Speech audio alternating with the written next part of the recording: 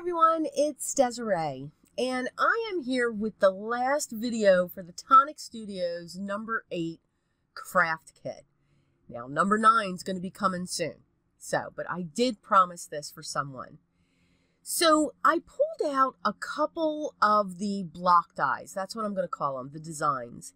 And I also dug into my paper stash, and I found this paper from Stampin' Up, and it was called their Wood Texture Designer Series Paper Stack. And it was a really good paper pack because it's nothing but wood textures. So I grabbed 4 of them because we're going to make a couple cards, but I want to show you what else you can do with these dies. So I took them and I actually layered the lattice one here on top of each other. So now I have this large panel sitting on one of those wood grain papers. And then I'm going to cut around it because you can tell I have a border that's on 2 sides. So now I want to, of course, put it around all 4. And this is very delicate when you cut into it. The panel that I'm working on, the lighter color, is cut 4 by 5 1/4. And I just used my paper trimmer. I did not use any of my frame dies. I'm using my Nuvo liquid adhesive just on the edges to put that down off to the left-hand side of this panel.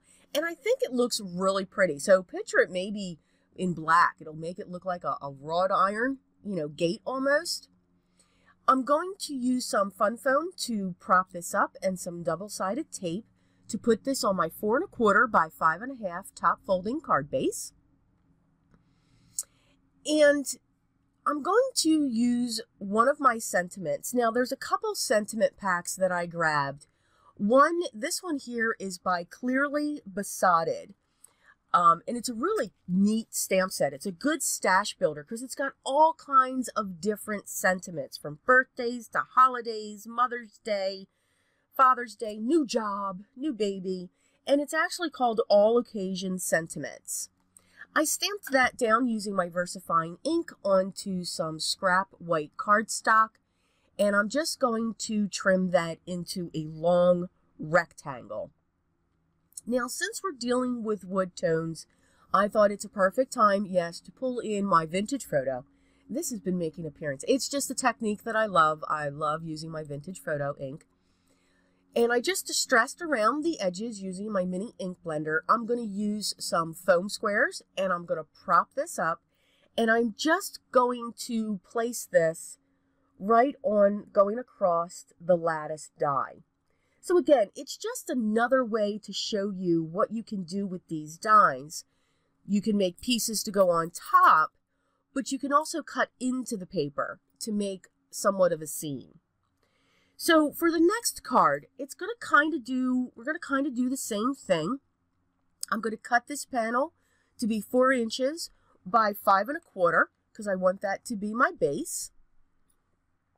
And then I'm going to grab the side element, and I'm just playing around with the location, and I decided to just go across. Now, what was great with this die, when I laid it next to each other, I was able to actually take that hole that's right there in the center and just layer right on top of it. So I was able to continue the die looking like one piece.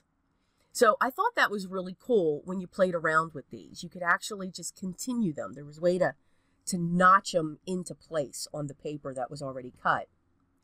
I'm going to use my tape runner adhesive, and I'm going to put this panel right down on my 4 1/4 by 5 1/2. Now it's a side folding card base, and I just really like, I'm thinking there, yep, fingers are tapping there, and I just really do like the wood grains of this paper. I do not know if it is still available, but I will put all the information of my demonstrator down below so that you can reach out to her and see if it is. I grabbed my Lawn Fawn Happy Happy Happy stamp set because, again, I just wanted to make some Father's Day cards because that time is coming up. And I stamped 2 of the sentiments, the Happy and the Father's Day, onto some scrap craft cardstock. And now I'm just using my long 9 1/2 shears by Tonic Studios, Tim Holtz, and I'm just trimming them. Didn't need to pull out the paper trimmer. And of course, I'm going to pull in the vintage photo just to go around the edge and across the top too.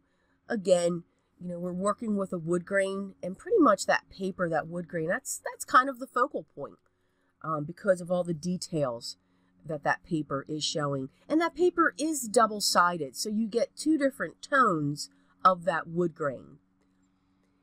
I'm going to prop the sentiments up using some foam squares, and I'm just going to set them down underneath the design, and I'm going to do the same thing with the sentiment of Father's Day. And then I'm just going to set that on an angle as well, even with the other one. And we're just going to set that in place.